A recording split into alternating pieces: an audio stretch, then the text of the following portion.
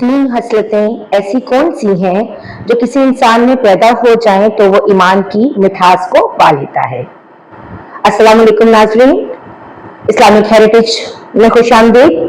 आज की अहादीस, हज़रत सल्लल्लाहु अलैहि वसल्लम ने फरमाया, तुम में से कोई शख्स ईमानदार ना होगा जब तक अपने भाई के लिए वो ना चाहे जो अपने नफ्स के लिए चाहता है।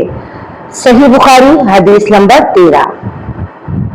बेशक रसूलुल्लाह सल्लल्लाहु अलैहि वसल्लम ने फरमाया, कसम है उस जात की जिसके हाथ में मेरी जान है, तुम में से कोई भी ईमानदार ना होगा जब तक मैं उसके वालिद और औलाद से भी ज्यादा उसका महबूब ना बन जाऊं। सही बुखारी हदीस नंबर 14।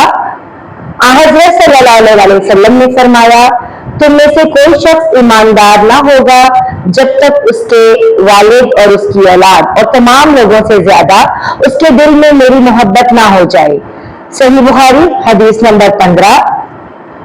नबी करीम सल्लल्लाहु अलैहि वसल्लम ने फरमाया, तीन खसलतें ऐसी हैं कि जिसमें ये पैदा हो जाए उसने ईमान की मिठास को पा लिया।